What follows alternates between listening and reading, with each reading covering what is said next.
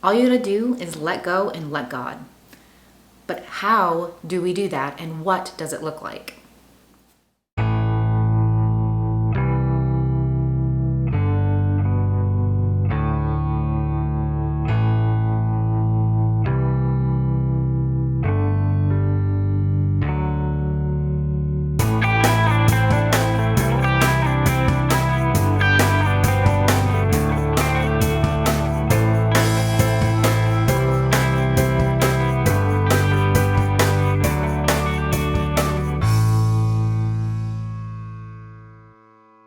Hey guys, what is up? Welcome back to my channel. So glad you clicked on this video today. If you are new to my channel, welcome. Make sure to subscribe, hit that bell for notifications. I'm the incredible shrinking Steffi, and this channel is my journey to lose a total of 200 pounds, and I share everything with you guys. This video is week 37 keto and intermittent fasting results. My weigh-in is actually not until tomorrow, so the results will be at the end of this video in a separate clip. But I just wanted to share what's been going on in my mind. So over the years, I have heard let go and let God so many times. I think we all have, right? Let go and let God. And when it comes to my food addiction, it keeps coming back. It keeps popping back up, let go and let God. But what does that even mean when it comes to addiction? When we think about letting go, you're releasing it, you're letting it go, you're giving it to him to take away from you, right? It kind of sounds like, well, if you're just letting go, what do you have to do? Nothing, right? You just let it go, you're releasing it. But in all actuality, it is the exact opposite of that. It's not doing nothing.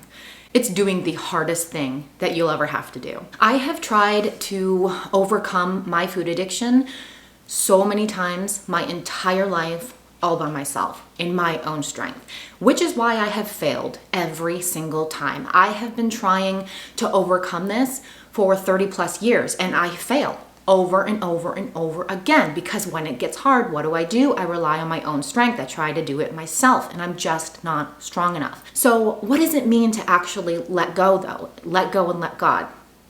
It means when you're in that moment of losing control, talking about food addiction, maybe you're about to binge eat, or maybe you just did and you've just lost control. You know those moments. You know what I'm talking about. If you struggle with food addiction, you know exactly what moment I'm talking about.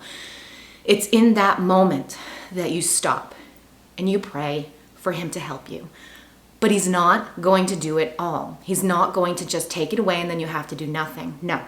You have to literally do the hardest thing in that moment.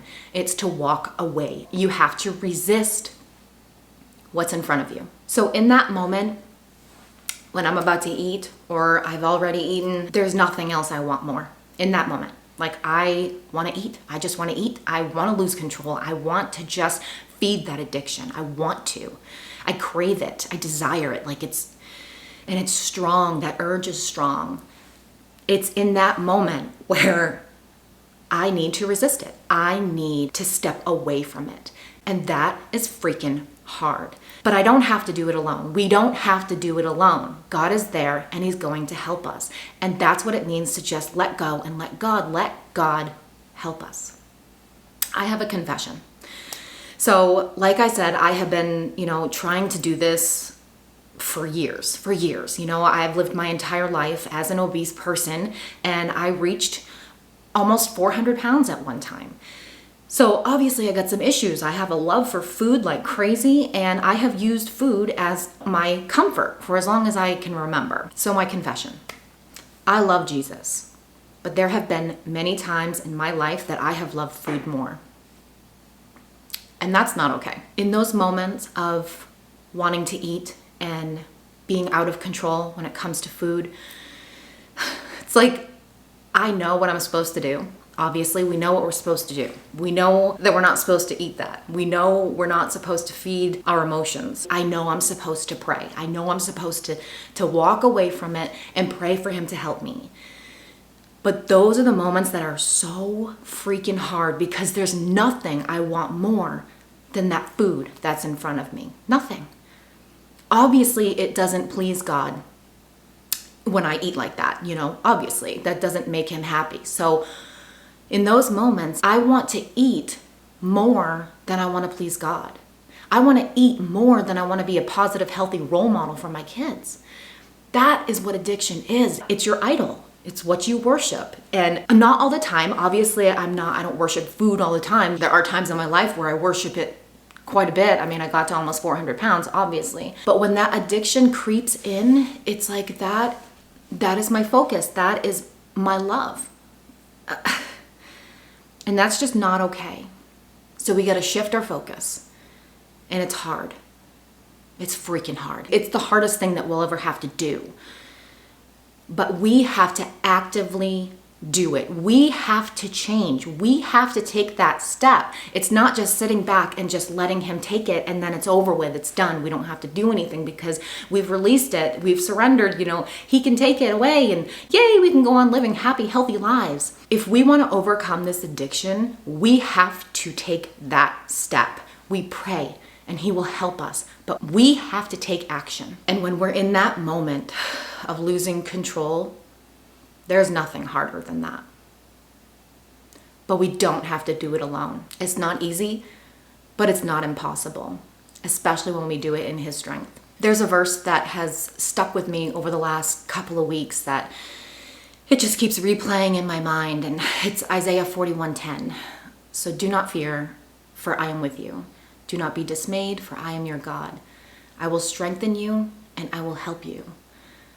I will uphold you and lift you with my righteous right hand. It's right there. I will strengthen you. I will help you. He wants to help us. He wants us to work in his strength, not our own. But when we're so used to doing it in our own strength, it takes a lot of boldness, a lot of courage, and we have to face that fear, guys. We have to face it if we want to overcome this. And sometimes, even though it's uncomfortable, it's so comfortable to just sit back in our own fear and in our own misery because it's just what we know. It's all we know. But there is a way out. There's a different way of doing this. We have to let go and let God. We got to let go. If you are saved and you have accepted Jesus as your Lord and Savior, then the same power that raised Jesus from the dead lives inside of you. That same power lives inside of us. So what are we doing, guys? What are we doing still standing here bound by these chains that have held us down for years? Those chains that have held us back from our dreams and our life, the life that we're supposed to live. What are we doing if that same power lives inside of us? What are we doing? He's already won the battle. He's already claimed victory. And he's there waiting for us, waiting to help us. But we have to make that step. We have to change. And even though I have loved food more than God at times, he still loves me. And he still loves you. And he still wants to help us more than anything in the world. Maybe you clicked on this video by accident. Maybe you don't even struggle with food addiction. But let me tell you this right now, there are no accidents when it comes to God. So maybe you're struggling with something else and you need to, something else that's been holding you back, holding you down for years and years and years, and you just can't seem to release it. There's hope in Jesus, guys. There's hope. And he wants to help. So you just gotta let him in. I'll see you at the results. Good morning, good morning. It's weigh-in day. Stepped on the scale this morning and I'm 235, guys. I lost another 2 pounds this week. So really happy with the results. I have to be better about my activity, my exercise. I have been slacking so bad. And it's just really hard for me to be consistent when I'm just not used to it. But it's just excuses. I just need to do it. I need to just get my butt up and do it, right? Like I just need to do it. And I got my new squat machine. I got my DB method from my hubby and I absolutely love it. So I just need to commit to it. I need to come up with a schedule that I can stick to. And yes, I got kids. I got 3 littles, and it's really hard for me to work out, especially on something like that with them around. So I have a very small window of time that I can work out, but I just need to take that window and use it, and make myself a priority, make exercise a priority, because I want to get stronger. I want to build muscle, and yeah, I want to feel good. So I just got to do it. So I got to do it, right? Like, stop making excuses, Steffi. Just do it. Do the dang thing. So week 37, I'm down another 2 pounds this week. So that's 56 pounds total. I am happy about that. I have 61 pounds to go until I am at my goal weight of 174. Also, in the beginning of this video, I was a little confusing. If you've been following my journey, you know that I'm on a journey to lose a total of 200 pounds from my highest weight. But the way that I worded it in the beginning of this video, if you're new to my channel, you're probably a little confused. My highest weight was 374, but I started this journey 37 weeks ago at 291. So I'm trying to lose a total of 200 pounds from my highest weight, but I wasn't at 374 at the beginning of this journey right now. So I hope that makes sense. I was a little confusing at the beginning of this video. So anyway, I had a total of 117 pounds to go when I started this keto journey, and now I only have 61. That's crazy. I had 117 pounds to lose, and now it's only 61. 61 pounds, and then I will have lost a total of 200 pounds total from my highest weight. Let's go. Let's do this. All right, guys, I hope you guys are having a great week, and I'll see you guys at the next video. Stay safe and choose health always. Bye. Results for keto and intermittent. I feel like I have a booger. Alexa, what's 291 minus 235?